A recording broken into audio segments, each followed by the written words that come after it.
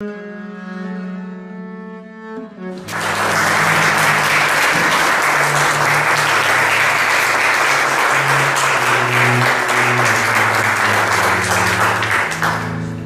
gracias, Cristian, y a todos ustedes por la presencia, por la atención.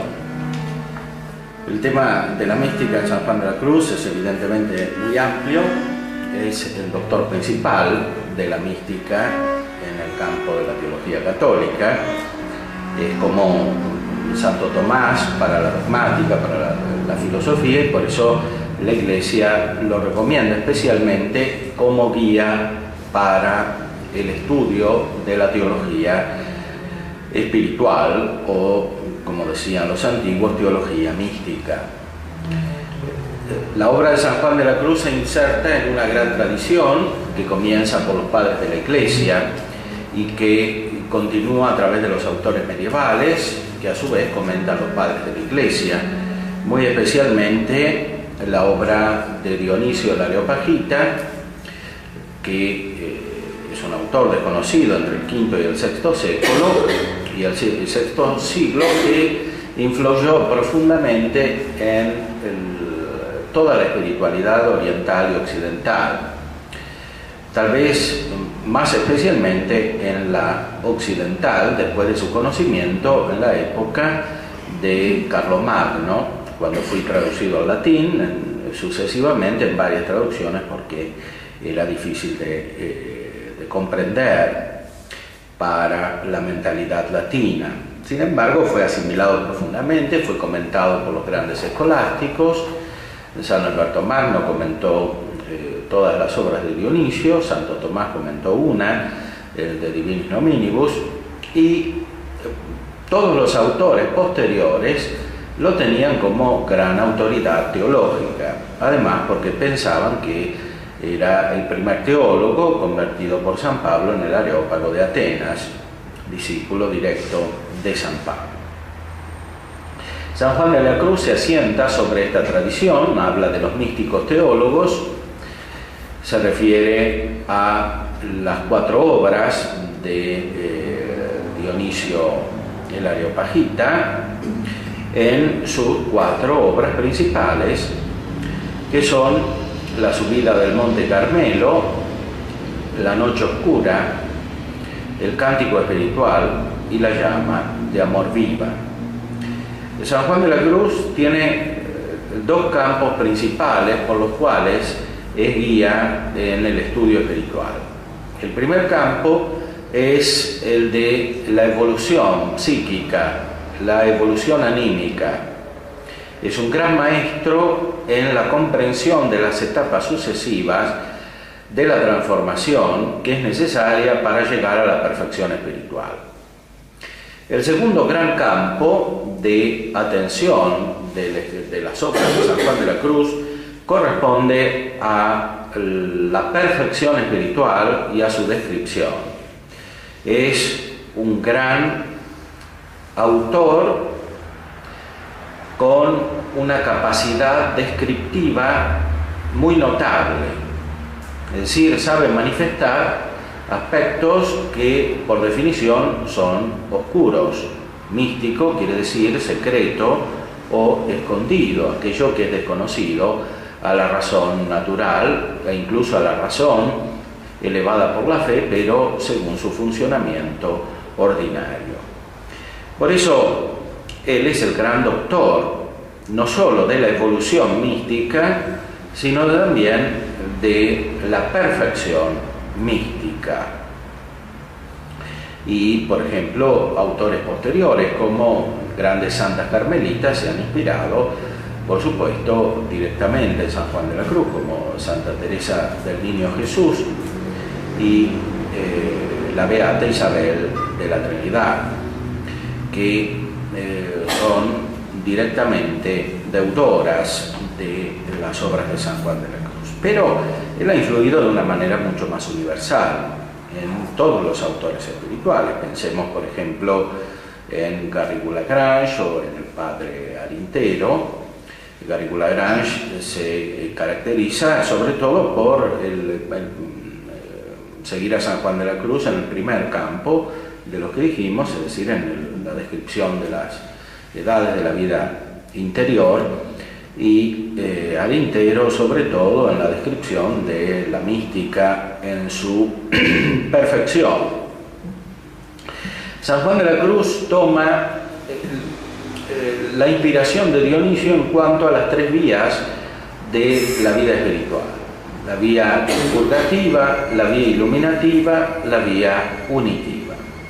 Dionisio dice que la gracia de Dios o la luz divina tiene tres funciones cuando llega a nosotros a través de los ángeles que configuran la jerarquía celestial y a través de la jerarquía eclesiástica que está conformada por los obispos, los sacerdotes, los diáconos, que perfeccionan al pueblo a través de los monjes.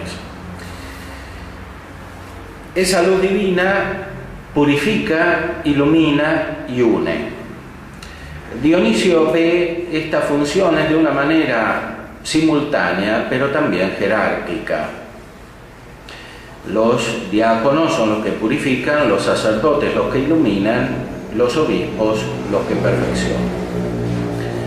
Esto da la base para dos líneas de comprensión de la teoría espiritual de Dionisio, que es fundamental. Una línea subraya el aspecto evolutivo, otra línea subraya el aspecto simultáneo de la triple función de la luz divina cuando desciende hacia nosotros.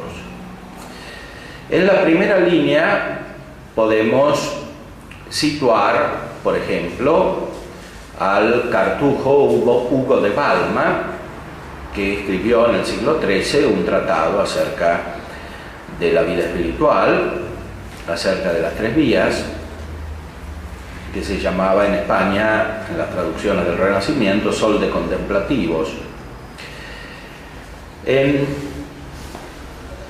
época sucesiva encontramos justamente al mismo San Juan de la Cruz, que explica la evolución espiritual según estas tres etapas: primero la purgativa, después la iluminativa, después la unitiva. La obra de San Juan de la Cruz es preparada por otros autores, por ejemplo Juan Taulero o Enrique Herb. Taulero era dominico, Herb era franciscano. También otro gran autor que influye desde lejos indirectamente es Juan Ruysbroek, o Ruysbroek, como lo llamaban en el Renacimiento algunos. Ruysbroek es un autor verdaderamente profundo y algunos temas de él se encuentran en San Juan de la Cruz. Otra línea que deriva de Dionisio el Areopagita comprende la triple función de la luz divina de purificar, iluminar y perfeccionar de una manera principalmente contemporánea.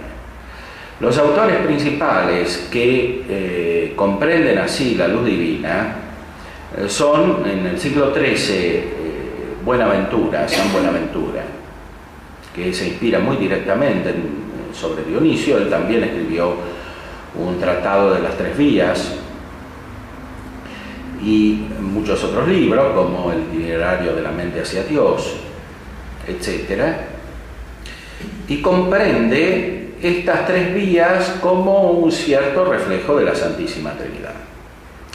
Otro gran autor que entiende la triple función de manera contemporánea es San Ignacio de Loyola. En los ejercicios espirituales vemos que la primera semana corresponde a la vía purgativa, la segunda a la iluminativa y la tercera y la cuarta corresponden a la vía unitiva. Es evidente que en 3 semanas no se puede tener la evolución completa, o en 4, de la vida espiritual. Por eso es claro que San Ignacio ve en su método de transformación espiritual, práctico y sobre todo dirigido a las personas que se inician en la vida espiritual, una aparición de las tres funciones de la luz divina.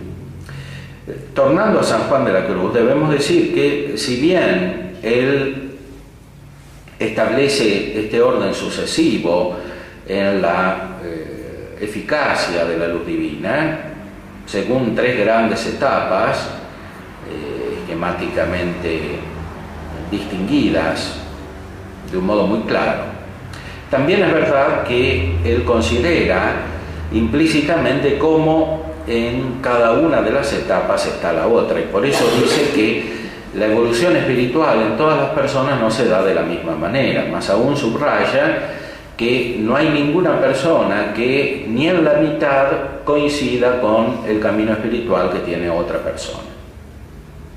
Lo dice explícitamente.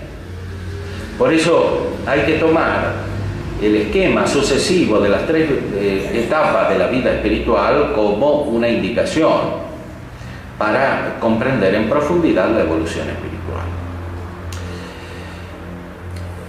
Presentemos estas tres etapas brevemente. La primera corresponde a la purgación o purificación. Significa que una persona que es variable en la vida espiritual porque entra y sale de la vida de la gracia, no es estable aunque tenga fe, se determina a servir a Dios, como dice San Ignacio, es decir, cambia de una manera profunda y se purifica de los restos más evidentes de los pecados anteriores. Y esto es la purificación del sentido. Esta purificación tiene por objetivo principal, por la acción de la gracia misma, acomodar la vida del sujeto al orden de la razón. Todavía la persona no es un gran espiritual, aunque eventualmente tenga fenómenos sensibles, tenga grandes sentimientos en su conversión, tenga luces que le vienen, que a él le parecen muy elevadas, pero en realidad son muy cercanas a la imaginación. En esta etapa se dan grandes cambios y se dan grandes tempestades también, grandes tormentas que confluyen en una época de crisis que San Juan denomina con el símbolo de la noche oscura, porque esos sentimientos y esas luces imaginativas cambian de manera de ser y dan lugar a una vida más racional y más espiritual.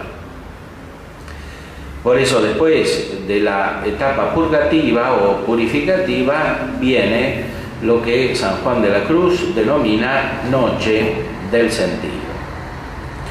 La noche del sentido es una etapa de pasaje entre una acción de la gracia divina que está principalmente dirigida a reformar la conducta, sobre todo en sus aspectos externos, a una etapa en la cual la gracia divina procede de manera más interior, llega a iluminar especialmente las potencias espirituales, la inteligencia, y a fortificar la voluntad.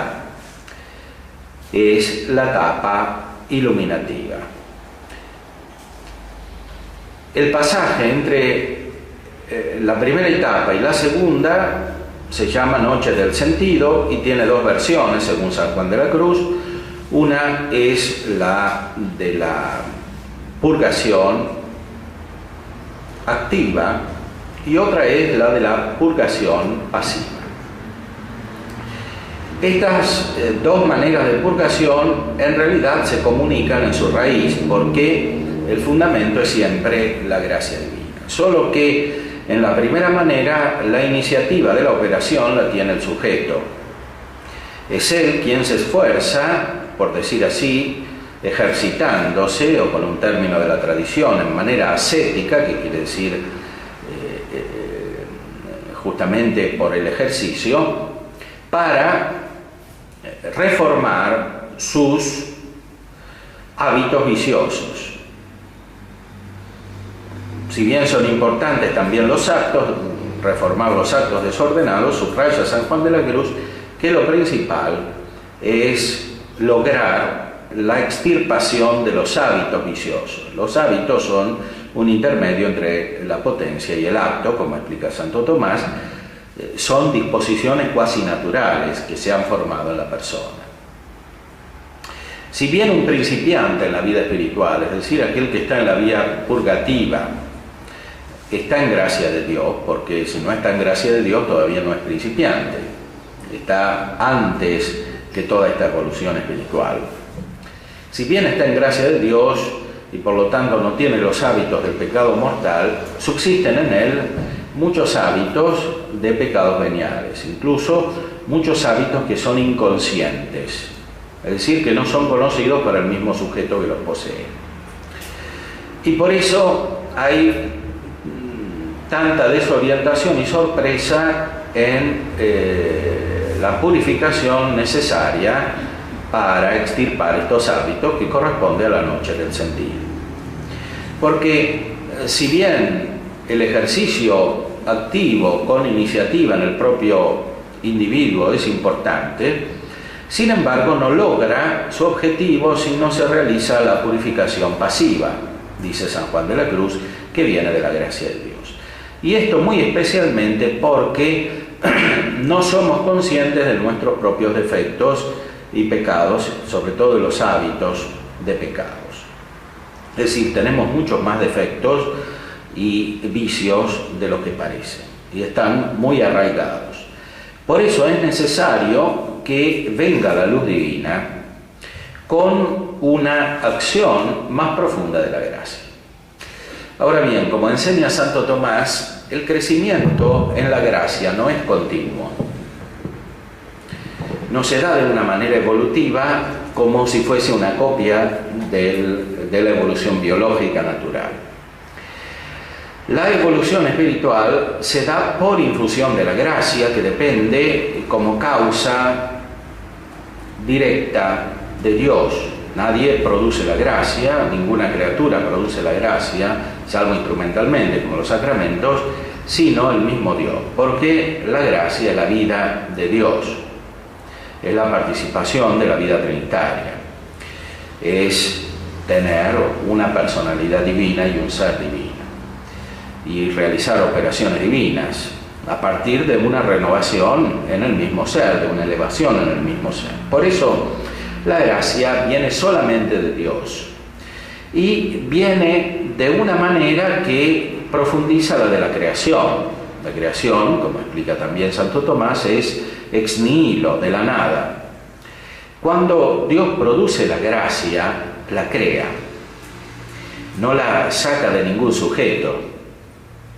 Está bien que se supone la naturaleza, porque no existe gracia sin naturaleza, pero esto no significa que saca la gracia de la naturaleza, sino que crea el ser nuevo de la gracia y lo infunde en la naturaleza. Por eso la donación de la gracia es más parecida a la creación que a una transformación natural o a la generación de los vivientes. De manera tal que cuando alguien crece de verdad en la gracia, lo hace puntualmente, o sea, de repente. Por eso, una fuente principal de San Juan de la Cruz, que es Dionisio, que ya citamos, dice en su teología mística que viene el rayo de tiniebla. El rayo de tiniebla significa una infusión repentina de la gracia. Ya Aristóteles había dicho, como recuerda el mismo San Juan de la Cruz en sus obras, que la luz de Dios para nosotros es demasiado excelente, de manera tal que ciega nuestra vista. Y es como el murciélago frente a la luz del sol, o la lechuza frente a la luz del sol, que no pueden ver el sol porque es demasiado excelente la luz del sol respecto de la debilidad de sus pupilas. Así sucede con los ojos de los hombres frente a la inteligibilidad infinita del ser divino. Quedan como deslumbrados. Ahora bien, cuando todavía la vida espiritual no es muy profunda, esto se da a manera de un crecimiento repentino, que es lo que subraya muy especialmente San Juan de la Cruz con su símbolo de la noche oscura del sentido, pasiva. Es decir, que cuando la persona se ejercita en la vida espiritual, como hacían los padres del desierto, de los cuales los carmelitas se consideran sucesores, los padres que estaban en Egipto, que vivían en cuevas, en medio del desierto, que se ejercitaban en la vida espiritual alrededor de un maestro espiritual, de un abad. Cuando una persona se ejercita, es decir, recibe los sacramentos, tiene oración, persevera en el cumplimiento de los mandamientos e incipientemente de los consejos evangélicos, de algún modo, al menos parcial, entonces esa persona se dispone a un verdadero crecimiento espiritual. Santo Tomás enseña que los actos que se realizan con la gracia que ya se posee preparan para que Dios infunda su gracia de una manera nueva y más intensa. Porque la gracia nunca procede principalmente de los méritos del sujeto, como había explicado muy claramente San Agustín. Por eso, por más que nos esforcemos, no podemos producir el aumento de gracia. Aunque sí se puede decir que nuestros actos hechos con la gracia de Dios son meritorios, es decir, son meritorios con un mérito de congruo, de conveniencia, porque es Dios mismo que nos ha dado la gracia para que la ejercitemos. Sin embargo, en sentido absoluto, la gracia procede solamente de Dios que la infunde. Por eso, el crecimiento real en la vida espiritual no se da tanto como fruto de la ejercitación en las obras humanas, aunque sean excelentes y realizadas con la gracia de Dios, sino que se da por la infusión de la luz divina. Este crecimiento espiritual, que San Juan llama noche oscura del sentido, pasiva, se realiza de dos maneras, según su descripción. Es decir, se realiza en la vida, en el conjunto de la vida, como una transformación vital, a través de todo lo que una persona vive justamente, es decir, a través de sus relaciones con las personas, de sus relaciones con las cosas, a través de su relación consigo misma, es decir, de su conciencia, como diríamos hoy. Y se da también de una manera más especial, que en realidad es principal respecto del resto de la personalidad y configura el resto de la personalidad, que es la de la oración. Porque así es una persona tal como es su oración. Ahora, no es fácil saber cómo es la oración de una persona, ni siquiera para el mismo sujeto. Es fácil saber cómo es su propia oración, porque, como decían los medievales, los místicos medievales, esta se realiza principalmente en la punta del alma, en el apex mentis,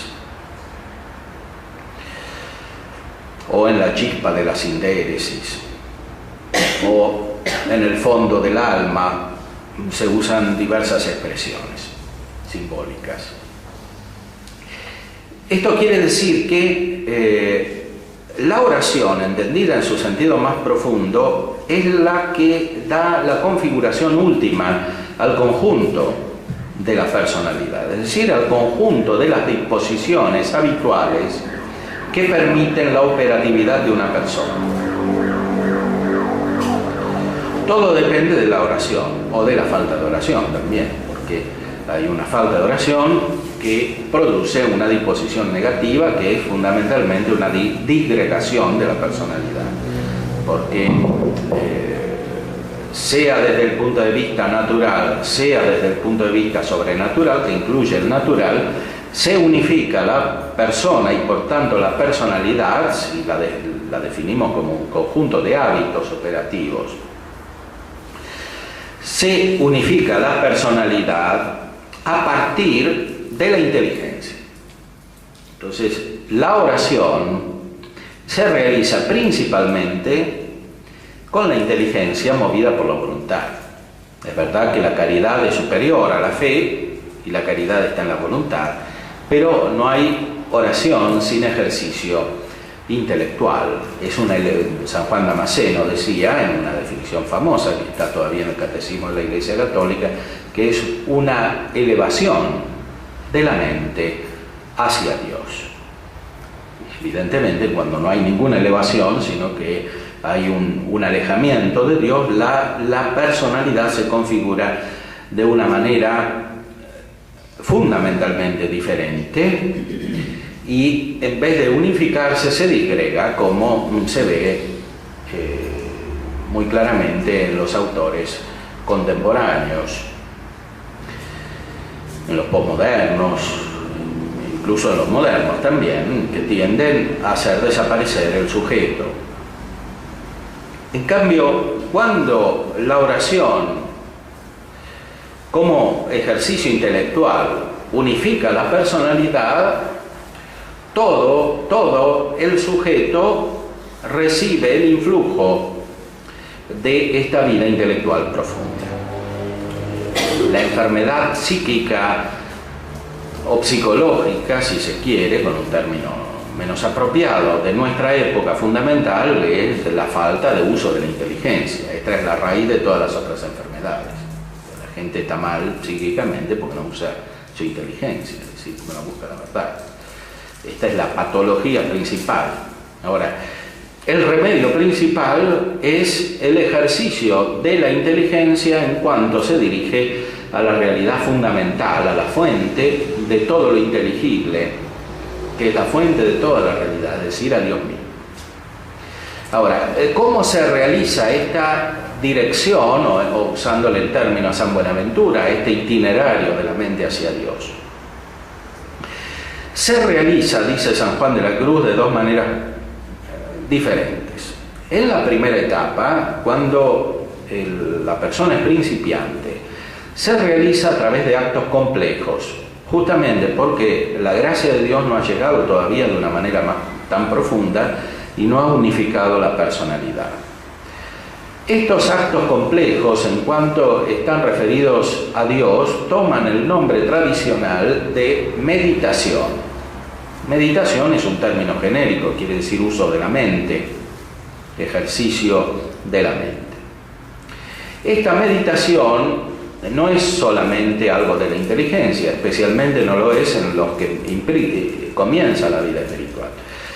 Intervienen muchos elementos que corresponden, sea a la voluntad, pero de una voluntad todavía no muy elevada por la caridad.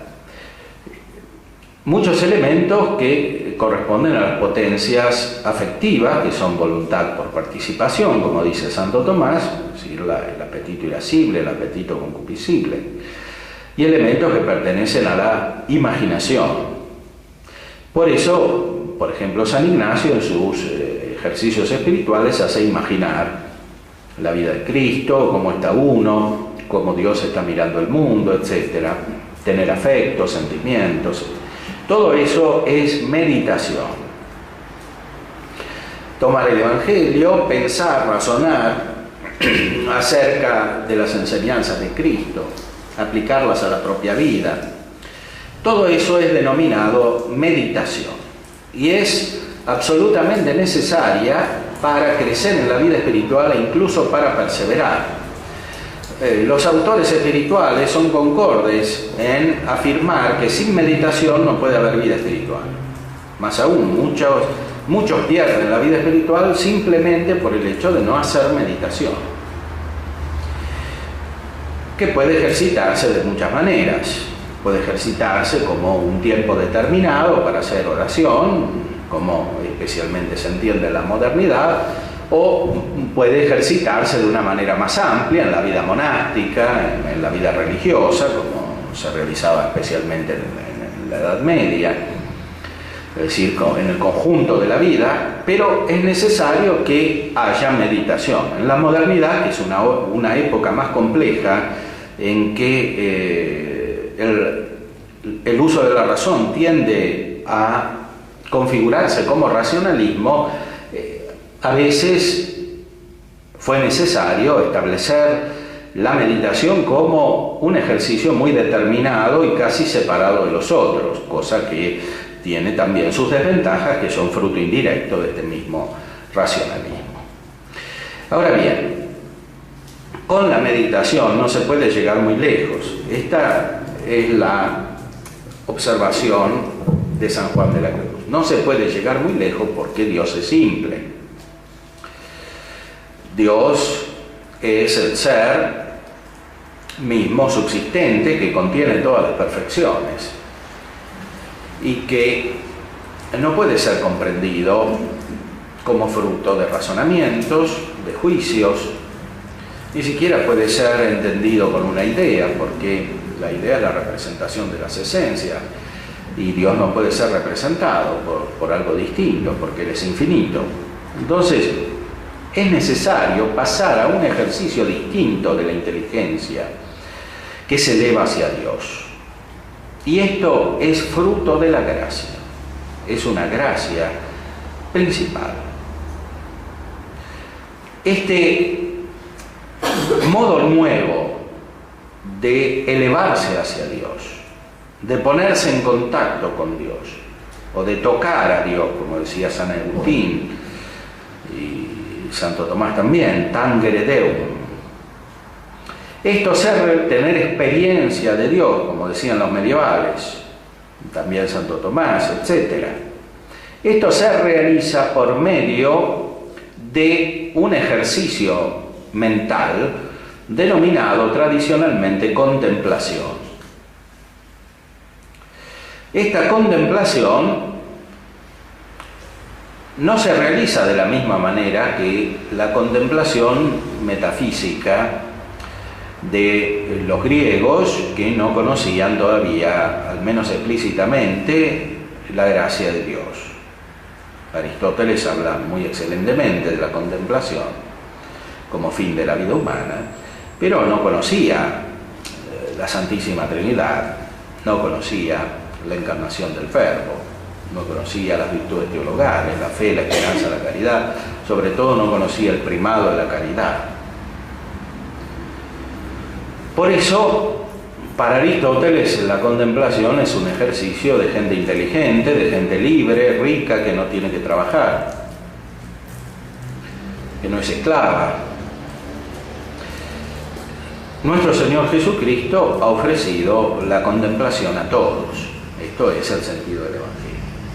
Y la contemplación no es solamente ejercicio de la inteligencia, es ejercicio de la inteligencia acompañado fundamentalmente por el afecto. Santo Tomás, en la segunda, en las cuestiones 179 en adelante, explica la función del afecto, que incluye lo que hoy llamamos voluntad y la afectividad, en la contemplación. Dice él que la contemplación comienza en el afecto y termina en el afecto, aunque su esencia la tiene en el acto de la inteligencia. San Juan de la Cruz se inserta en esta tradición, explica profundamente cómo se realiza la contemplación. Contemplación es conocimiento amoroso de Dios, porque consiste principalmente en el ejercicio de los dones espirituales, de los dones del Espíritu Santo más elevados, es decir, principalmente los de sabiduría, entendimiento y ciencia.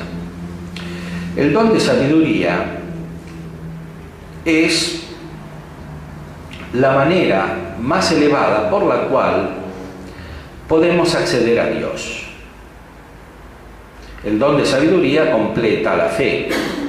La fe nos une a Dios como objeto de nuestra inteligencia y el don de sabiduría eleva nuestra persona de manera subjetiva para que se configure en cierta manera las personas divinas y pueda realizar actos al modo divino. El don de sabiduría corresponde a la presencia del Hijo y del Espíritu Santo enviados por el Padre. Santo Tomás, en el comentario a las sentencias, explica que El don de sabiduría, por un lado, corresponde al Hijo en cuanto es sabiduría, por otro lado, corresponde al Espíritu Santo en cuanto es don. Y esto es así porque, como explica él mismo en la Suma, cuando habla de la Trinidad, el Verbo, la palabra de Dios, no es una palabra cualquiera, sino una palabra que inspira amor. Porque el Verbo de Dios es el fruto de la inteligencia del Padre, del acto de inteligencia del Padre, y expresa el conocimiento que el Padre tiene de sí mismo y que Dios tiene, Dios entero, las tres personas, tiene de sí mismo. Ahora, ese conocimiento es inseparable del amor, por eso del Padre y del Hijo procede el Espíritu Santo. No solamente del Padre, sino también del Hijo, como enseña la teología latina y expresa el credo en el famoso Filioque. El Espíritu Santo procede del Hijo y el Hijo está unido con el Espíritu Santo. Y por eso cuando recibimos la misión de las divinas personas, es decir, la misión del Hijo y del Espíritu Santo, las recibimos juntas. Eso se realiza en el ser de la gracia, que es el ser nuevo, que nos eleva a la vida trinitaria, y se realiza también en operaciones nuevas. Las operaciones principales nuevas que podemos realizar con la gracia de Dios son los actos de las tres virtudes teologales, acompañados, completados, perfeccionados en cierta manera por los actos de nuestras potencias elevadas por los dones del Espíritu Santo, muy especialmente, como decimos, por el don de sabiduría del Espíritu Santo. De manera tal que la persona que se hace contemplativa por una infusión más profunda de la gracia de Dios recibe a la Santísima Trinidad de una manera nueva. Y esto específicamente quiere decir que recibe la visita del Hijo y la visita del Espíritu Santo juntos, en cuanto el Hijo procede del Padre y el Espíritu procede del Padre a través del Hijo, como dice Santo Tomás siguiendo a los padres griegos. Eso se reproduce, más aún se cumple en cierta manera en el alma humana, en el espíritu humano y también en los ángeles. Eso es el objeto principal de la donación de la gracia, la configuración mental a la Santísima Trinidad. Por supuesto, hasta que no cambiamos interiormente, es decir, hasta que no dejamos la manera complicada de pensar, que cuando va muy bien se realiza como meditación, hasta que no cambiamos interiormente, no podemos acceder a una manera superior de ejercitar nuestra inteligencia, nuestra voluntad, que se refleja después en toda la personalidad, y que se denomina contemplación. La noche oscura del sentido designa el pasaje a un estado espiritual y personal total en el cual prevalece el ejercicio de la contemplación, aunque se da al principio de una manera muy imperfecta e incipiente. Y esto es lo que corresponde a la vía iluminativa. La persona que deja la meditación y que simplifica su personalidad de acuerdo con un ejercicio nuevo de su inteligencia y de su voluntad elevada por la gracia recibida en el ser del alma, esta persona se hace contemplativa, cambia. Y ese cambio es notable, no es algo imperceptible, es un cambio muy profundo, tan notable que a veces lo notan los otros también, no solo el mismo sujeto. Ahora, este cambio se da de maneras más o menos traumáticas. En algunas personas, dice San Juan de la Cruz, se realiza de una manera más tranquila, pero muchas veces se da de una manera más traumática. Y esto depende de la vida anterior de cada sujeto. Las personas que han tenido un desorden más profundo, que han caído en pecados más graves o que han tenido más oscuridades en su inteligencia o más deformaciones, realizan esta transformación de una manera más externa y de una manera, por decir así, más espectacular. Y acompañada por crisis más agudas, aparentemente. Es decir, por desequilibrios transitorios de la personalidad que son muy notables. Porque en este periodo de pasaje en que la configuración de la personalidad cambia para centrarse en un acto más profundo de la inteligencia, las otras potencias y los otros hábitos que se han desarrollado en la persona quedan como descolocados, porque no son todavía proporcionados a este ejercicio más profundo de la inteligencia. Más aún, a veces, en algunos casos no son para nada proporcionados y deben ser eliminados, porque muchas de las características que al principio aparecían como positivas en una persona, hasta como virtudes, después aparecen como vicios. Las mismas características, los mismos modos de operar, las mismas disposiciones. Esto se realiza en lo que denomina San Juan de la Cruz la noche pasiva del sentido. Cuando se supera esta etapa de transformación, que supone mucha oscuridad, mucha crisis, mucho cambio, entonces se entra en una etapa más uniforme y tranquila, que es una etapa más intelectual, en el sentido más profundo del término.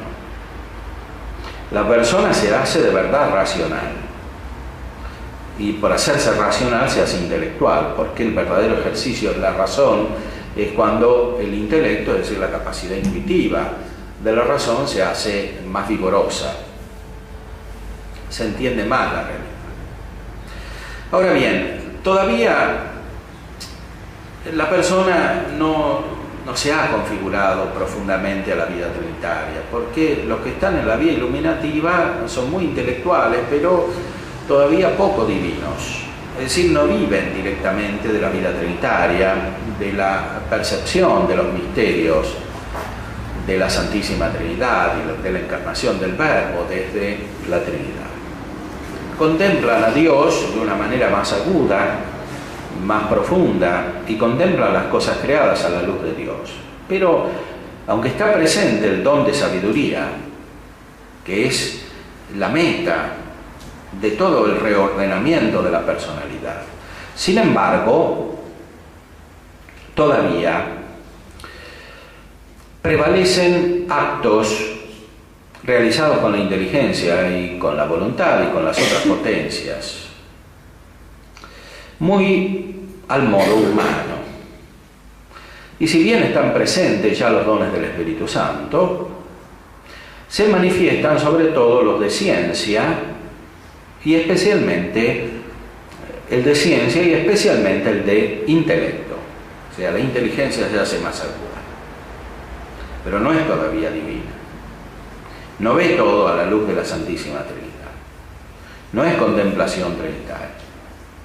Incluso el don de ciencia había aparecido ya, al principio en la etapa purgativa, sobre todo al final, en la crisis, en la noche oscura, porque ahí se ve la vanidad de las cosas del mundo, que todo es vanidad y que todo lo que se había vivido estaba mal, que hay que cambiar.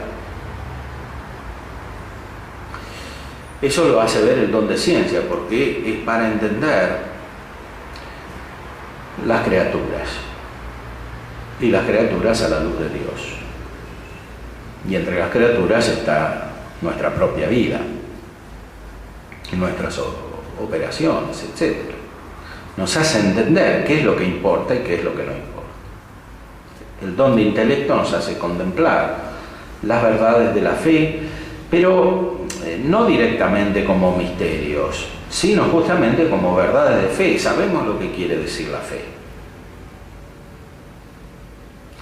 Y eso no simplemente porque adherimos casi externamente a las verdades de fe que oímos proclamar, sino porque de algún modo las contemplamos, más o menos perfectamente. Esto corresponde a la vía iluminativa. Aquí dice San Juan de la Cruz, la oración se transforma en contemplación. Y esto significa que no se realizan actos complejos en la oración. O sea que la mente está quieta, en unión con Dios. Aunque no se capte distintamente, claramente, qué es lo que se contempla. Aquí se ejercita especialmente lo que dice Santo Tomás en la Summa contra Gentiles, es decir, que Dios es conocido sicut distinctus ab omnibus, como distinto de todas las cosas. Por eso aquí prevalece muy especialmente el camino negativo, apofático, la vía negativa. Cuanto más entendemos las verdades de fe y las verdades naturales que están incluidas en la verdad de fe, por ejemplo, que Dios es creador del mundo, que Dios es perfecto, que tiene muchos atributos que corresponden a lo que ha manifestado en las cosas creadas. Cuanto más contemplamos todo eso, más nuestra mente se simplifica y capta a Dios de una manera oscura, es decir, como algo que no se entiende. Y por eso especialmente dice Dios que esta contemplación es rayo de tiniebla. E incluso en algunos sujetos aparece como un rayo que lo deja en la oscuridad. Es decir, es algo instantáneo, repentino, que no parece luminoso, sino que es una oscuridad en la cual se entró de repente. Ahora bien, esta persona, como entra en la oscuridad, pero en realidad recibiendo la luz divina, aunque no se dé cuenta del todo, usa su inteligencia de una manera más aguda, especialmente por el influjo de estos dones del Espíritu Santo, sobre todo el de entendimiento. Y además tiene una voluntad más fuerte, por eso persevera en las obras de la vida cristiana y sobre todo en la oración. Persevera, aunque esté en la oscuridad, unifica su personalidad de acuerdo con esta contemplación, deja de lado las cosas superfluas, se centra en las cosas principales. Su personalidad se armoniza. Cuando el sujeto todavía es principiante, aunque tenga la gracia, es disarmónico. La personalidad se unifica. Se produce una capacidad de entendimiento más profundo con las personas, porque el don de entendimiento, justamente agudizando la inteligencia, hace captar la realidad de las personas. Al principio no se entiende bien a las personas, es decir, no se las capta como personas, porque se accede a ellas solo a través de lo sensitivo y de lo afectivo. Pero esto no es lograr todavía el verdadero conocimiento de las personas. Por eso, solamente con la gracia se realiza una verdadera vida comunitaria. Una verdadera vida comunitaria quiere decir una vida de amistad. Santo Tomás dice que la gracia es amistad con Dios y es amistad entre las personas que tienen la gracia y entre las personas que potencialmente pueden tener la gracia. Fruto de la gracia y de la caridad es la paz. La paz viene siempre con la caridad. Y por eso los que tienen la gracia tienen paz recíproca. Y los que no tienen la gracia no tienen paz. O sea, viven en discordia. No solo en discordia, sino en estado de enemistad. que es opuesto a la paz, aunque reciban después un ordenamiento extrínseco como el que propone Kant con su imperativo categórico debe regular toda la vida social para que nadie se pelee. Entonces eliminar todo lo que es fuente de conflicto, y para eso hay que eliminar toda teoría, porque todas las teorías son diferentes, entonces terminan en que todos se pelean. Para eliminar los conflictos sociales prácticamente hay que anular la personalidad. Ese es el remedio de Kant y de Freud y de otros que siguen a Kant, con el desarrollo de la razón, con la sublimación, etc. Todo es anular la personalidad en función de un racionalismo unificador. El camino de la gracia es opuesto, o sea, es hacer aflorar la personalidad. Ahora, la personalidad, aunque aflore, todavía tiene muchos defectos y tiene muchos vicios. Por eso hay conflictos en la misma vida cristiana, ¿no? Aunque hay que distinguir, los conflictos actuales no son solamente los conflictos de los principiantes, que todavía no son armónicos, son conflictos reales. Santo Tomás dice que con los que no tienen la caridad no puede haber paz. Sin la gracia con los que no tienen la gracia santificante no puede haber paz. Puede haber concordia, una concordia externa eventualmente, pero no puede haber paz. Es un problema muy grave, porque no tiene otra solución que la gracia. Y esto vale sea para los individuos, sea para la vida social, sea para dos esposos que se pelean, porque uno tiene la gracia y el otro no tiene la gracia, o ninguno de los dos la tiene, sea para el conjunto de la vida social. Bueno. Cuando, en cambio, la persona crece en la gracia divina, entra en la contemplación, entra en una capacidad de armonía profunda, no solo consigo mismo, sino con los demás. Entra en una simplificación interior y en una capacidad de percepción del estado real de las otras personas. Se conoce más adecuadamente las personas como son y por lo tanto como personas, cuando antes se les conocía solo de manera superficial, y por tanto es posible una relación personal, porque la relación entre las personas se basa siempre sobre el ejercicio de la inteligencia. No hay verdadera comunicación entre las personas si no se usa la inteligencia. Cuando se reduce todo el ámbito afectivo, se crea la base segura para los conflictos. Porque en la naturaleza humana, ordenadamente, la voluntad está al servicio de la inteligencia.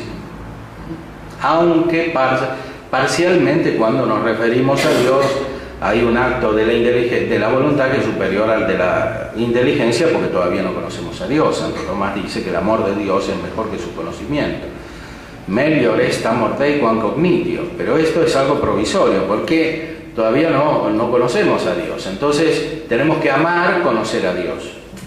Y amar conocer a Dios es más importante que lo que ya conocemos, porque no conocemos casi nada.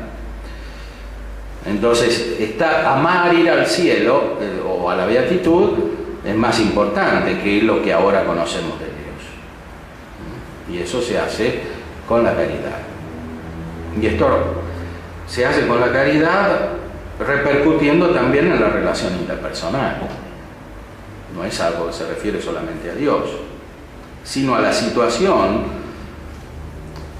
en la cual nos encontramos respecto de los demás.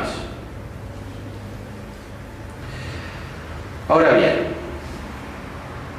cuando estamos muchos años en la vía iluminativa, la personalidad se asienta, se crece en la vida espiritual. Todavía, sin embargo, estamos muy lejos de Dios.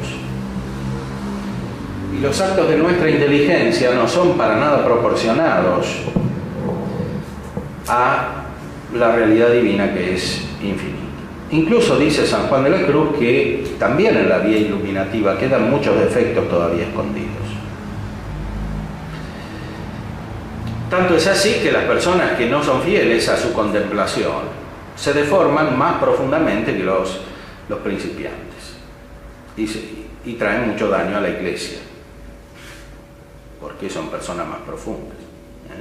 Todos los problemas que vemos en la iglesia son fruto de la falta de fidelidad a la contemplación de muchos sujetos que tienen responsabilidad,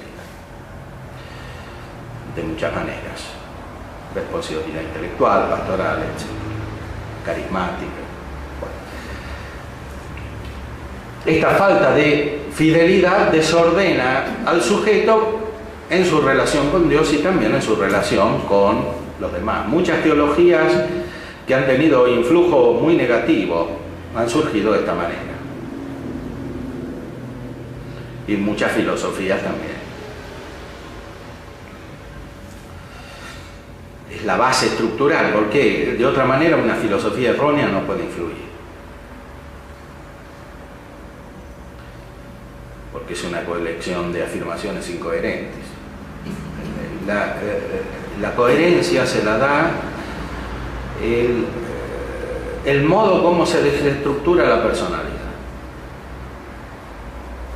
en una persona que en cierta manera es carismática respecto de los demás, porque tiene características más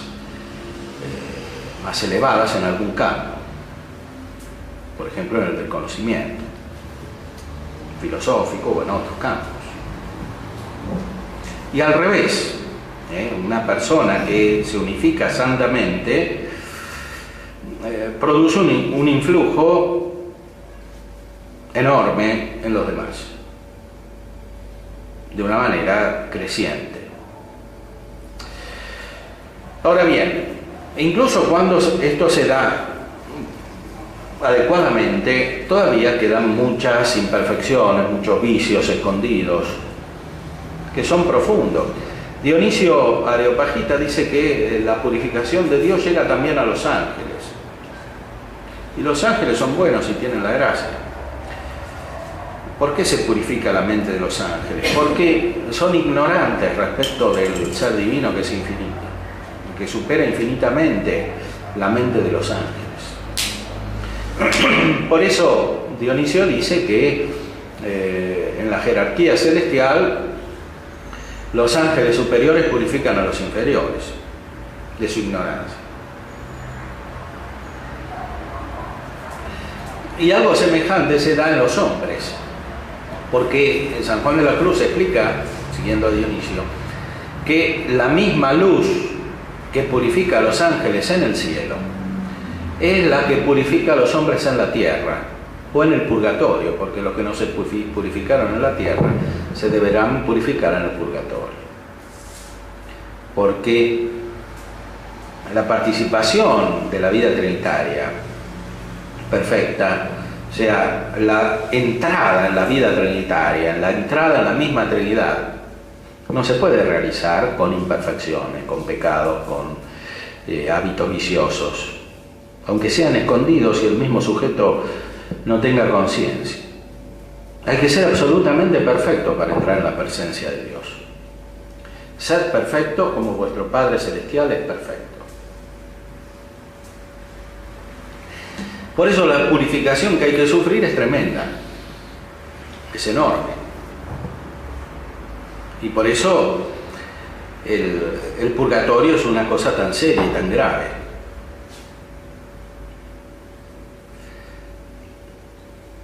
Es mucho mejor sufrir en esta vida que en el purgatorio, porque además en esta vida se merece y se aumenta el grado de gracia, y en el purgatorio no.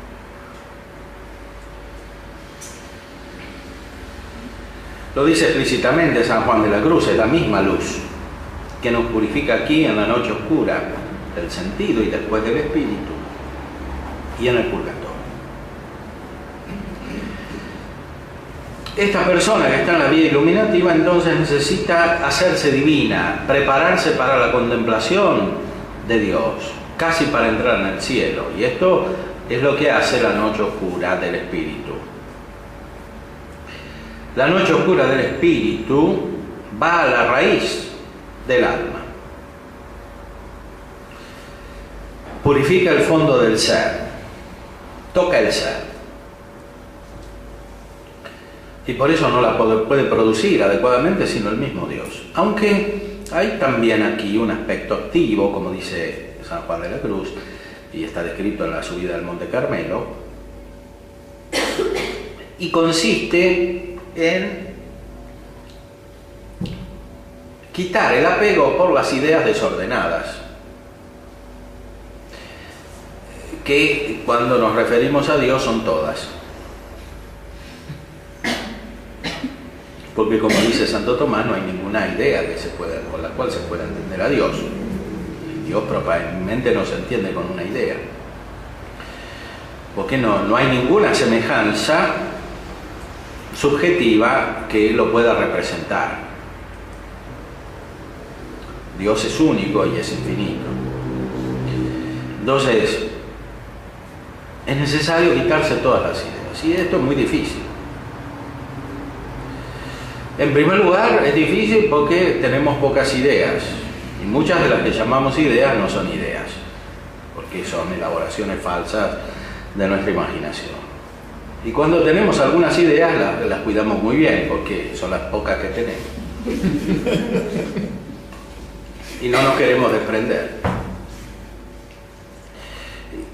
Y este es el problema de la vida imaginativa. En cambio, para llegar a Dios hay que desprenderse de todas las ideas, porque ninguna idea sirve para llegar a Dios. Y esto supone una transformación radical de la actividad de la mente humana, que está producida principalmente no tanto porque uno trata de desprenderse de todas las ideas, incluso de todas las iluminaciones sobrenaturales que puede tener, porque esta es una persona que crece en la gracia, que tiene influjo sobre los demás, que actúa, que tiene oración profunda, entonces tiene muchas luces, muchos sentimientos espirituales, y de todo eso hay que desprenderse para llegar a Dios, porque Dios no es como todo eso.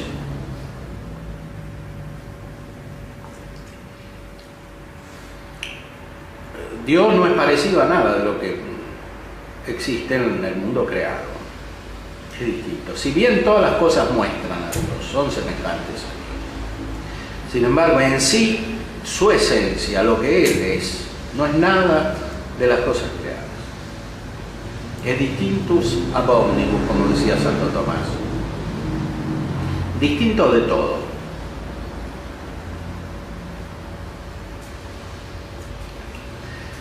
Si llegamos de verdad a Dios, eso se tiene que repercutir en nuestra configuración espiritual y personal, en todo el conjunto de la personalidad. Y esa transformación es la que produce de verdad un santo. Los santos son los que han alcanzado, o mejor han recibido esa transformación de parte de Dios. La vida cristiana por sí misma está dirigida a este objetivo. El Evangelio por sí, el seguimiento del Evangelio, que no puede realizarse sin el seguimiento de los consejos evangélicos, como explica Santo Tomás. Está dirigido a este fin. Los consejos evangélicos son para todos, no son solo para los monjes. Porque, como dice Santo Tomás, los consejos son recomendaciones que da un amigo a un amigo. Y si tenemos un amigo y no seguimos ninguna de las recomendaciones que da, dejamos de ser amigos, porque entonces el otro evidentemente se aleja, porque dice, este no me hace caso en nada. ¿Qué clase de amigo es? Bueno, la relación con Dios es relación de amistad. La gracia produce la caridad, está indisolublemente ligada con la caridad, es lo primero que produce. Y la caridad es amistad.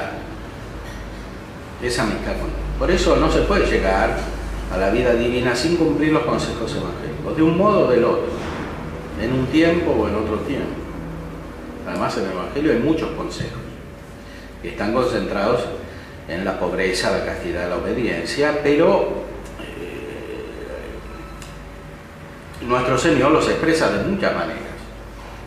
Entonces, una persona que es realmente cristiana es una persona que sigue el Evangelio, esto es lo principal, que es la enseñanza de Cristo respecto de los preceptos y de los consejos. Los preceptos se refieren a lo que es absolutamente necesario a la vida eterna, es decir, aquello sin lo cual es imposible entrar en comunión con Dios.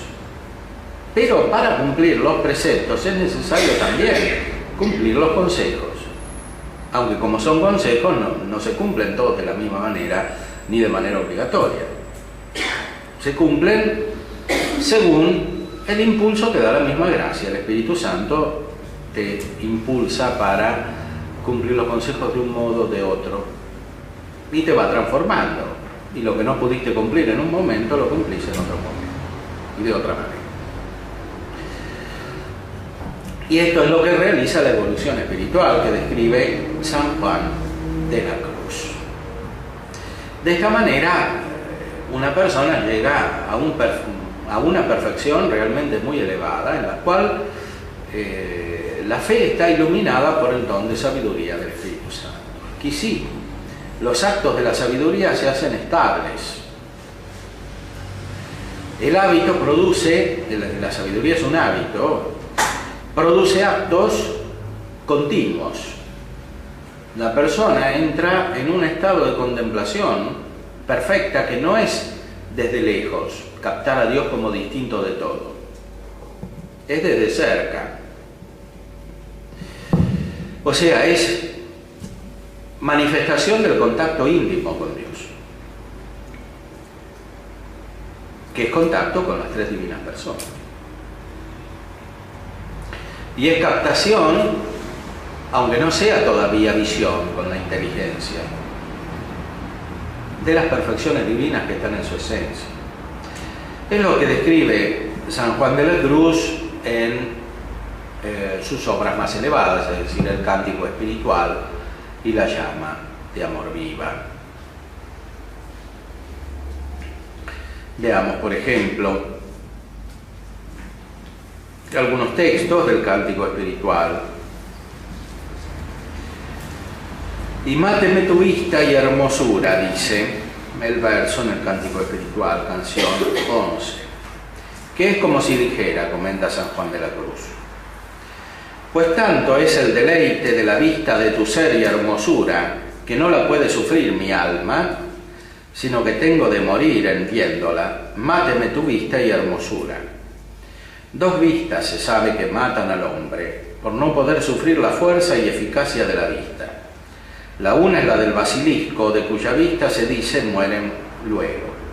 Otra es la vista de Dios, pero son muy diferentes las causas, porque la una vista mata con gran ponzoña y la otra con inmensa salud y bien de gloria. Por lo cual no hace mucho aquí el alma en querer morir a vista de la hermosura de Dios para gozarla para siempre. Pues que si el alma tuviese un solo barrunto de la alteza y hermosura de Dios, no solo una muerte apetecería por verla ya para siempre, como aquí desea, pero 1000 acervísimas muertes pasaría muy alegre por verla un solo momento, y después de haberla visto pediría padecer otras tantas por verla otro tanto. Es decir, cuando se llega a un estado de contemplación muy elevado, en el cual ni siquiera se tiene un barrunto, es decir, un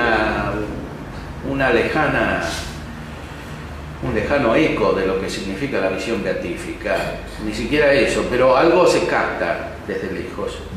Uno preferiría morir antes que seguir viviendo para tener la visión de Dios.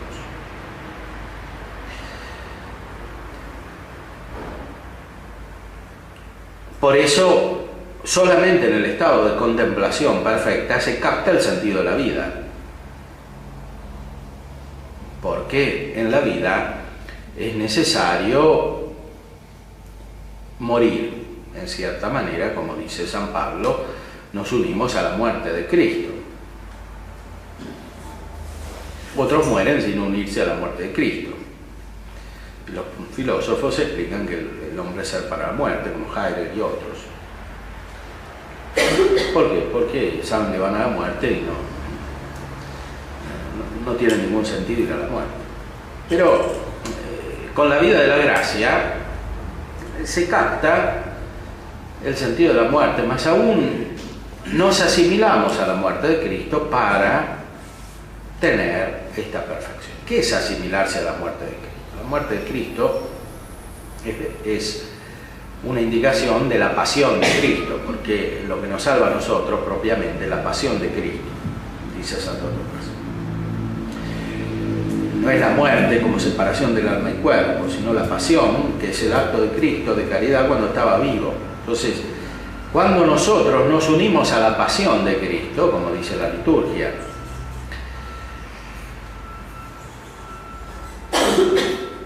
nos preparamos a dejar este mundo para entrar en la vida de Dios. Y dejar este mundo quiere decir principalmente dejar nuestra personalidad con todos sus desórdenes. Eso es dejar el mundo, porque para nosotros el mundo somos principalmente nosotros mismos. Y todo lo demás lo vemos en función nuestra. Entonces, y ahí está toda la deformación. Es decir, que estamos mal nosotros y nos conectamos mal con todo lo demás. Bueno, morir quiere decir que nos despojamos del hombre viejo, como dice San Pablo. Es decir, que cambiamos de personalidad. No de persona, pero sí de personalidad. Es un cambio muy profundo. Para prepararnos a una vida nueva, que es la vida de Dios, que es totalmente distinta de esta. Y por eso el que encuentra el tesoro escondido, como dice Cristo, quiere desprenderse de esta vida. Esto a los cristianos contemporáneos no les gusta nada, porque subrayan que hay que estar en el mundo, que lo temporal, que las realidades terrenas, que hay que construir la ciudad del mundo, que hay que colaborar con los hombres, que no hay que escaparse, no hay que huir. Pero el Evangelio es uno y es el mismo que durará para siempre, porque este mundo es como es, y como dice San Pablo, pasa la figura de este mundo. Por eso el verdadero cristiano es el contemplativo que sabe cómo son las cosas. Él sabe cómo es el mundo. Pero sobre todo, cuando se transforma y se hace perfecto espiritualmente, comienza a vislumbrar quién es Dios. Y que todo lo demás es despreciable. Santo Tomás lo usa muchas veces esta palabra. Desprecio del mundo. Desprecio no quiere decir que el mundo como criatura de Dios es malo. Quiere decir que es despreciable comparado con Dios. Y que el que se aferra a este mundo es también despreciable, como el mundo.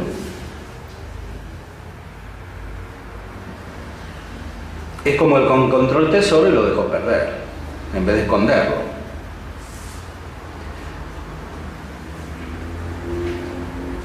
En la llama de amor viva,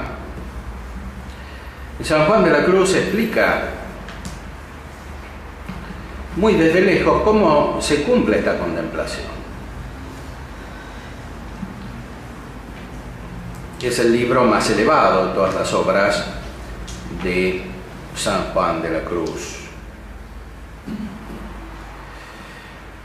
Y no hay que maravillar que haga Dios tan altas y extrañas mercedes a las almas que Él da en regalar. Porque si consideramos que es Dios y que se las hace como Dios, y con infinito amor y bondad, no nos parecerá fuera de razón, pues Él dijo que en el que le amase vendrían el Padre y el Hijo y el Espíritu Santo, y harían morada en él, lo cual había de ser haciéndole a él vivir y morar en el Padre y en el Hijo y en el Espíritu Santo en vida de Dios. como da a entender el alma en estas canciones. Oh llama de amor viva que tiernamente hieres de mi alma en el más profundo centro, pues ya no eres esquiva, acaba ya si quieres, rompe la tela de este dulce encuentro. Oh cauterio suave, oh regalada llaga, oh mano blanda, oh toque delicado, que a vida eterna sabe y toda deuda paga, matando muerte en vida la has trocado. Oh lámparas de fuego, en cuyos resplandores las profundas cavernas del sentido, que estaba oscuro y ciego, con extraños primores, calor y luz dan junto a su querido. Cuán manso y amoroso recuerdas en mi seno, donde secretamente solo moras, y en tu aspirar sabroso de bien y gloria lleno, cuán delicadamente me enamoras. Comenta él la poesía. Sintiéndose ya el alma toda inflamada en la divina unión, y ya su paladar todo bañado en gloria y amor, y que hasta lo íntimo de su sustancia está revertiendo, no menos que ríos de gloria, abundando en deleites, sintiendo correr de su vientre los ríos de agua viva que dijo el Hijo de Dios, que saldrían en semejantes almas, parécele pues que con tanta fuerza está transformada en Dios y tan altamente de Él poseída y con tan ricas riquezas de dones y virtudes arreada, que está tan cerca de la bienaventuranza que no la divide sino una leve tela. Y como ve que aquella llama delicada de amor en que ella arde, cada vez que la está embistiendo, la está como glorificando con suave y fuerte gloria. Tanto que cada vez que la absorbe y embiste le parece que le va a dar la vida eterna y que va a romper la tela de la vida mortal y que falta muy poco y que por esto poco no acaba de ser glorificada esencialmente. Y dice con gran deseo a la llama, que es el Espíritu Santo, que rompa ya la vida mortal por aquel dulce encuentro en que de veras la acabe de comunicar lo que cada vez parece la va a dar cuando la encuentra, que es glorificarla entera y perfectamente. Y así dice: oh llama de amor viva. La llama de amor viva es el Espíritu Santo. El Espíritu Santo que se percibe dentro del alma misma. Como explica Santo Tomás, la primera persona que llega a nosotros es el Espíritu Santo, es la que nos conecta con Dios, porque Él es conexión dentro de Dios. Así como conecta al Padre y al Hijo, nos conecta también a nosotros con Dios. Es el amor en Dios. Y por eso, cuando la vida se hace verdaderamente espiritual, es vida en el Espíritu Santo. La persona está movida por el Espíritu Santo según estas disposiciones que son los dones.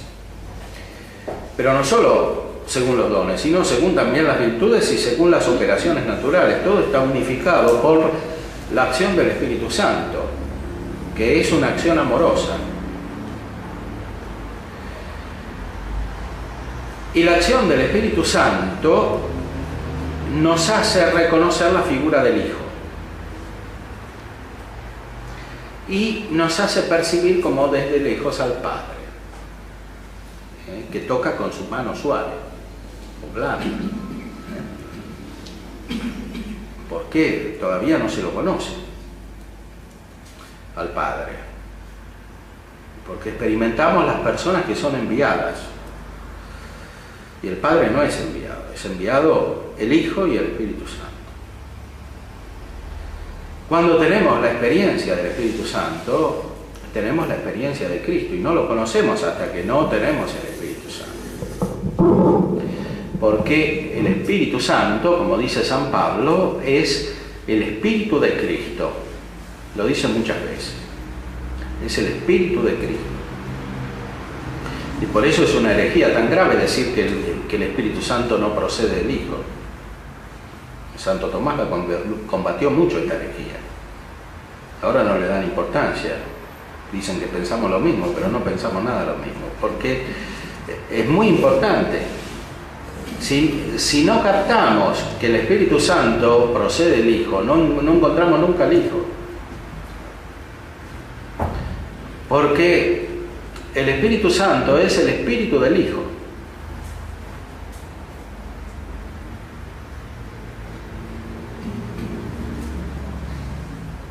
Para encarecer el alma, el sentimiento y aprecio con que habla de en estas cuatro canciones, pone en todas ellas estos términos, o y cuán, que significan encarecimiento afectuoso,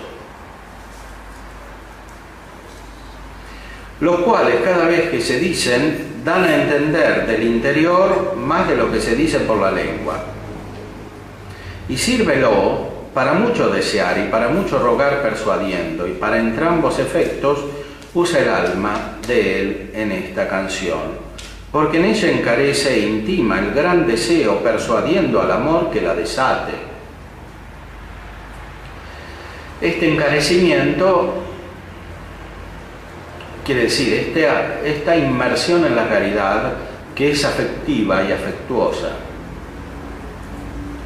Por eso las personas que crecen en la vida espiritual se hacen más afectivas, no menos. Pero con esta afectividad que viene del Espíritu Santo y que transfigura el conjunto de la persona. No se hacen racionalistas y frías. Lo explica muy bien Dionisio Cartujano en su libro sobre la contemplación. Porque la contemplación es sabiduría amorosa, afectuosa. Viene del Espíritu Santo. La persona racionalista no está preparada para amar a Dios como algo que no conoce todavía, como algo que lo espera, como algo que es más grande, porque capta todo como si trata todo como si lo entendiera,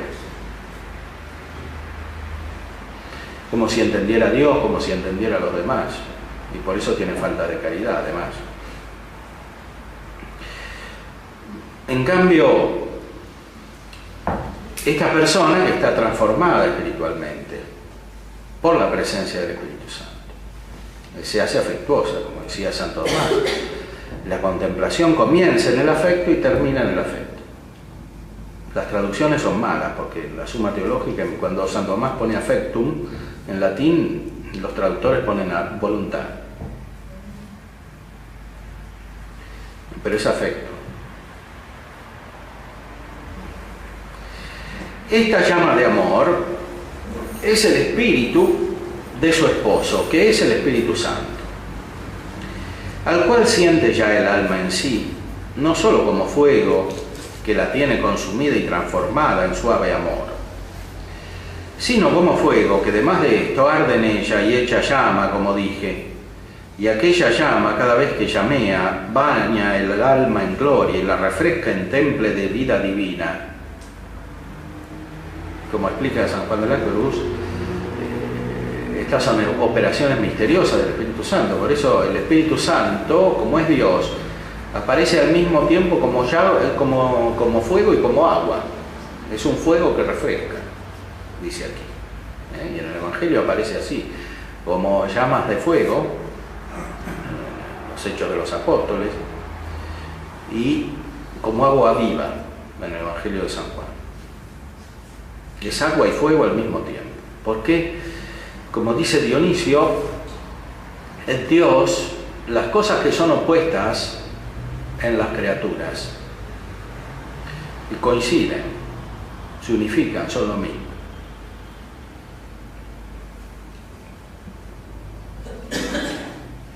Y esta es la operación del Espíritu Santo en el alma transformada en amor, que los actos que hace interiores es llamear, que son inflamaciones de amor en que, unida a la voluntad del alma, ama subidísimamente, echa un amor con aquella llama. Y así estos actos de amor del alma son preciosísimos y merece más en uno y vale más que cuanto más había hecho en toda su vida sin esta transformación. Y esto es un gran consuelo, porque no importa tanto lo que hicimos antes, sino lo que vamos a hacer, que es lo opuesto de mentalidad racionalista que termina en una obsesión por el pasado, como en el psicoanálisis de Freud. Todo es ver qué pasó cuando estaba en tal situación, cuando tenía 4 años. En cambio aquí la vida está proyectada hacia el futuro, pero no un futuro ideal e imaginario, sino un futuro real, que es la vida divina. Vale más lo que alguien hace con la perfección espiritual que todo lo que hizo en toda su vida. Y este es el sentido del primado de la vida contemplativa sobre la vida activa. Sirve más a la Iglesia, dice San Juan de la Cruz, un acto de perfecta contemplación que todas las obras externas que se pueden hacer, aunque sean para ayudar al prójimo.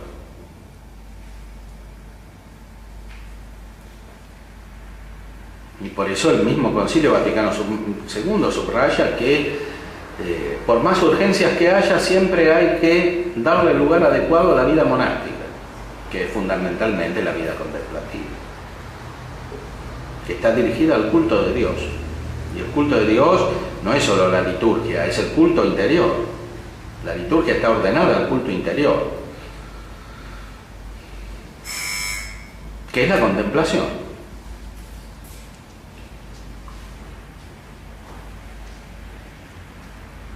Y lo mismo vale para todos.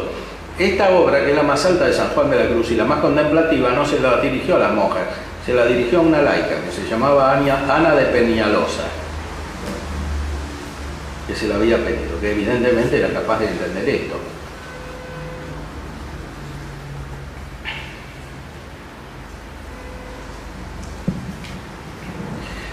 ¿De dónde el alma, que está en este estado de transformación de amor, podemos decir que es su ordinario hábito, y es como el madero que siempre está embestido en fuego? Y los actos de esta alma son la llama que nace del fuego del amor, que tan vehementemente sale, cuanto es más intenso el fuego de la unión, en la cual llama se unen y suben los actos de la voluntad arrebatada y absorta en la llama del Espíritu Santo, que es como el ángel que subió a Dios en la llama del sacrificio de Manuel. Es una figura del Antiguo Testamento que significa el ángel del sacrificio. En la liturgia decimos en la plegaria del canon romano, en la plegaria 1 actual, que el sacrificio sube a Dios por medio del santo ángel. Y Don Guéranger, que era ese gran abad benedictino del siglo XIX en Francia, que hizo tanto por la comprensión de la liturgia, dice que el ángel es Cristo.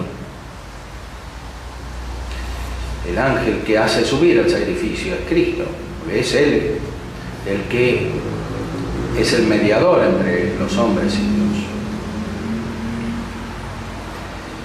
Cuando una persona es muy perfecta, está configurada a Cristo y está llena del Espíritu Santo, que es el Espíritu de Cristo. Y por eso su sacrificio espiritual es perfecto, como dice también la liturgia. Un sacrificio espiritual y perfecto. Ese sacrificio espiritual y perfecto es la contemplación.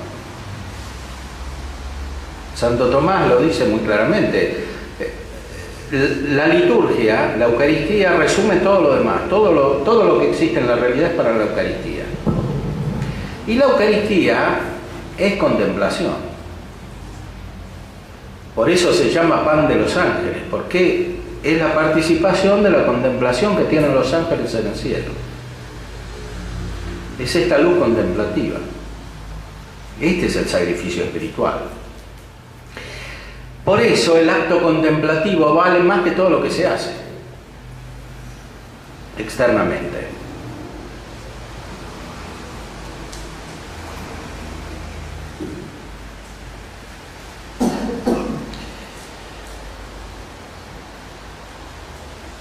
Y así, en este estado, no puede el alma hacer actos que el Espíritu Santo los hace todos y la mueve a ellos. Y por eso todos los actos de ella son divinos, pues es hecha y movida por Dios. ¿De dónde el alma le parece que cada vez que llamea esta llama, haciéndola mar con sabor y temple divino, está dando vida eterna, pues la levanta a operación de Dios en Dios? O sea, es como si el alma estuviese insertada en la vida trinitaria, no solo porque la recibiera, sino porque ella es parte de esta vida trinitaria. Es como si viera a Dios en Dios, como si estuviera unida a la procesión del Verbo por parte del Padre y a la procesión del Espíritu Santo por parte del Padre y del Hijo.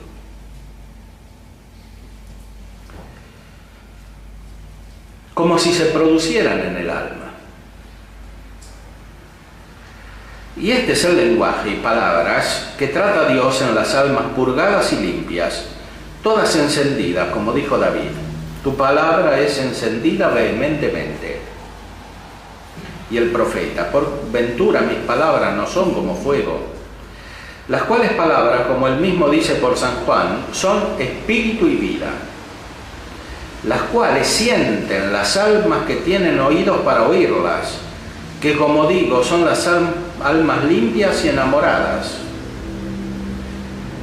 que las que no tienen el paladar sano, sino que gustan otras cosas, no pueden gustar el espíritu, y vida de ellas antes les hacen sin sabor. O sea, son cosas que se sienten, dice. Esto lo sienten las almas, que tienen oídos para oír, porque además oyen. Son los sentidos espirituales que dicen los místicos. Es la experiencia de Dios. Como dice San Tomás cuando habla de la Trinidad, en el comentario de la sentencia: cognitio ista est quasi experimentalis. Este conocimiento es como experimental, porque es por contacto. Y por eso se expresa con estas maneras simbólicas, porque los conceptos que tenemos no alcanzan. Y los símbolos tampoco alcanzan. Pero como en los símbolos entran más realidades y más conexiones, nos hacen de algún modo entrar en el Espíritu de Dios, que llamea, es decir, que se mueve, como la llama de fuego. Y es el símbolo de la experiencia de esta percepción espiritual.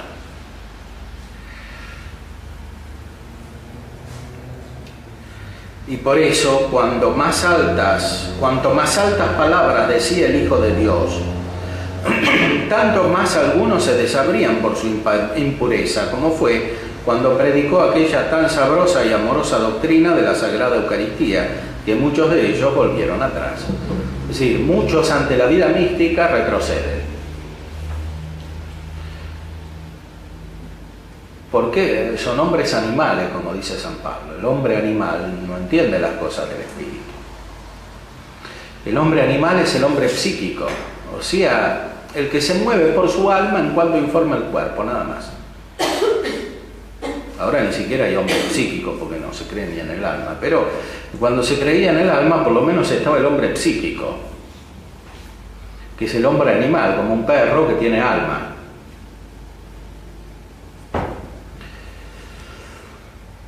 El hombre psíquico. El hombre psíquico no entiende las cosas de Dios. Son necedad para él, dice San Pablo.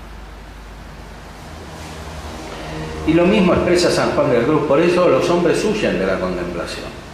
Y la enfermedad radical, lo que Hegel y Kierkegaard llaman la enfermedad mortal, que es un término de la fenomenología del espíritu y también de una obra de Kierkegaard. La enfermedad mortal es, en el fondo, rebelión radical ante la contemplación y ante quienes transmiten la luz de Dios que produce la contemplación, es decir, ante Cristo y ante los sacerdotes, que son los perfeccionadores. Dionisio dice que el obispo es el perfeccionador y los sacerdotes los iluminadores. Es rebelión profunda, y en el fondo es rebelión ante Cristo, porque Cristo nos trae una sabiduría escondida, como dice San Pablo, que para los judíos es escándalo y para los griegos es locura.